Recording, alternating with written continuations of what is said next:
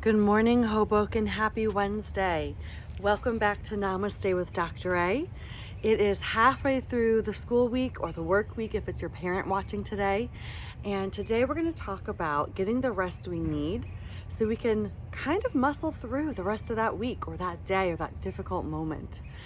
Sleep hygiene is incredibly important during remote learning. You want to make sure that even though you're not reporting to Hoboken High School, you are maintaining a sleep schedule that helps you study throughout the next day. Some students will say, oh, Dr. A, it's no big deal. I don't have to wake up to an alarm. I can stay up, break day, and get up at 3 and just try from there. Well, there's a couple of problems with that. One, your body really craves routine.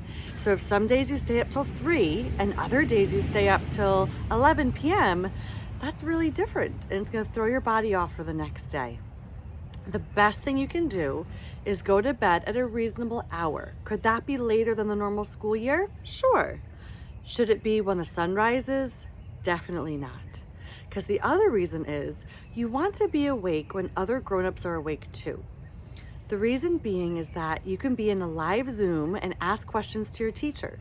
But if you sleep through the Zoom, you've really deprived yourself of the opportunity for assistance. The same goes for your parents. They may be very busy, but they're available. So if you need them to help with something, whether it is emotional or academic or questions about something, you want to be awake when they're awake. And the last part is people like me. We love checking in on you, but it's really hard to get a hold of you if you get up after the workday is done and we have to start taking care of our families after the workday. We want to be available for you and you available for us.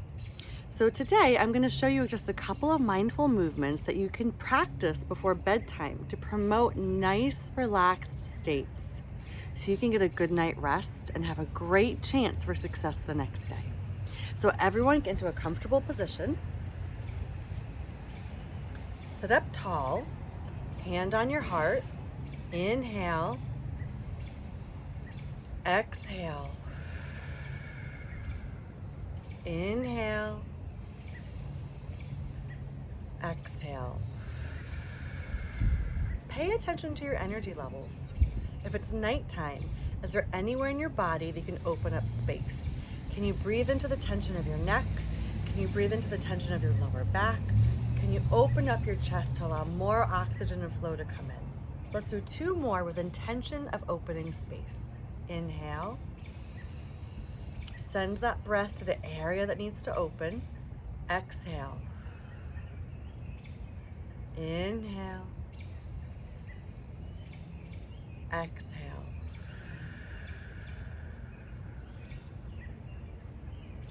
Coming to your mat or to your towel,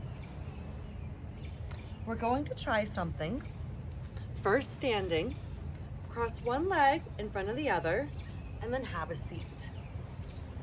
Tuck your bottom leg behind you so that this foot is by your hip and that your right foot, the one above it, is wrapped around. One laying on the ground, bent and relaxed, the other one over the top layer, bent as well. From here, we're going to stretch all the way to the ceiling. Hook your thumbs, stretch as much up as you can. Look up. Release one hand bent down your spine. The other hand, you're going to face the palm behind you. Hinge at your elbow and curl your fingers up. They may touch your other fingers, they may not. But the idea is that you want to open and stretch and inhale.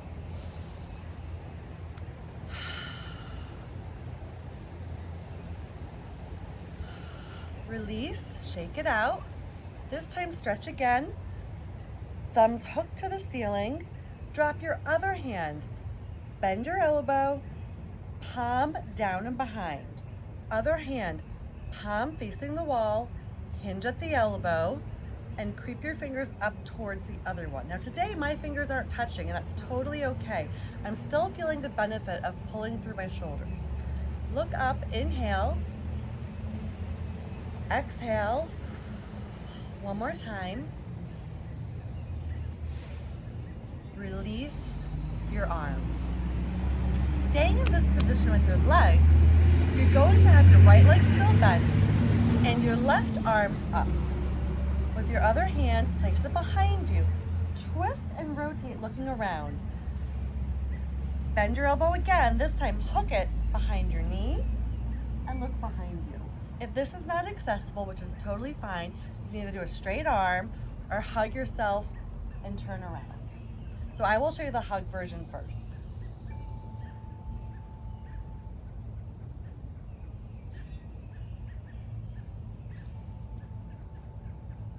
Release, shake out your legs.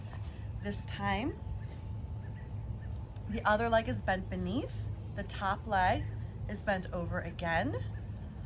We're going to either hug and place your outer hand behind you, look beyond your shoulders, feel that twist in your trunk and lower back, or straight arm, or if you have a little more room and flexibility, make a hook with your elbow, rotate around, catch that knee, stand up tall, flex your fingers towards the ceiling and look behind you. Feel the twist in your lower back, rib cage, and even chest.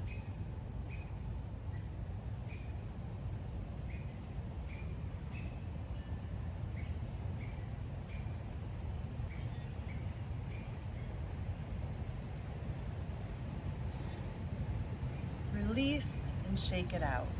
Shake out your legs. Now we're going to be in Supta Baddha Konasana, which sounds like a wild phrase, but all it really means is that your feet go together and your knees splay out. With your hands underneath your feet, be like a butterfly and start to flap your knees, causing a little bit of motion and lubrication so that your joints and your muscles can loosen up. From here, I'm going to show you from a side angle. You're going to, while you're started close with your butterfly, you're going to spread your feet forward about 2 feet distance, and either start from here with your hands on your knees and slowly hinge forward, or if you have a little bit more flexibility, you're aiming your forehead to the inside of your feet, which are placed together on the outer edge like a book that you open up. So hinging at the waist, maintaining a nice tall posture, start to lean forward. This is where you may end, and that is perfectly okay. Breathe into that spot. Maybe go a little further, and if you have a little bit more flexibility this morning, aim that forehead towards your feet. You'll start to feel a nice pull, a stretching beneath your hips and hamstrings. Let your head grow heavy, your chest collapse, and breathe in.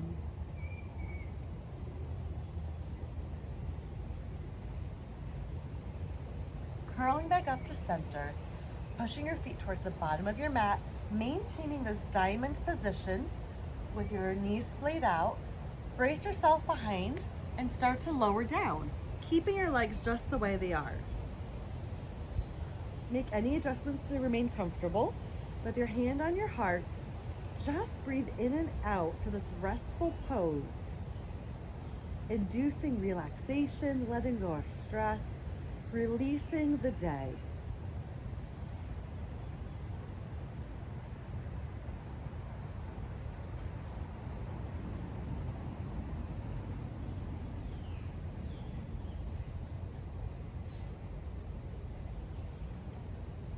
I highly recommend you stay in this pose for as long as you can. I'm going to move on to the next and last pose just so you understand where we're heading. So from here, we're going to bring our knees together, pull them into your chest, wrap your arms around like you're giving yourself a big hug, and as a little tiny tight egg, roll to the right and left, massaging out your back.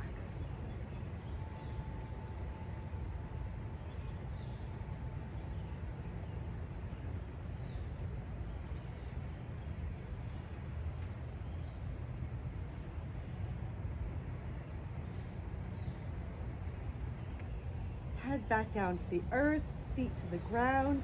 Last but not least, extend your arms, extend your legs, grow heavy.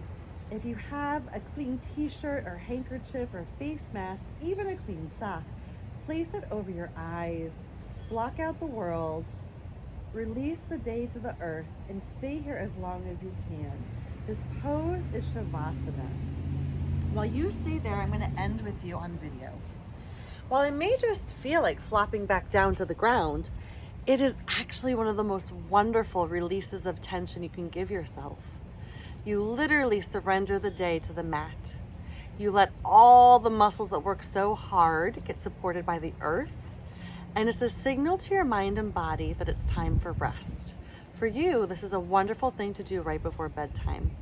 You could also do it at any point of the day if you need to regroup, recenter, and relax. Lying in Shavasana with your hand on your heart and belly, breathing in and out, listening to the words. May today you find peace, may you find rest, may you find restoration. From my heart and home to yours, Namaste. Be kind, be connected, be calm. I'll see you tomorrow.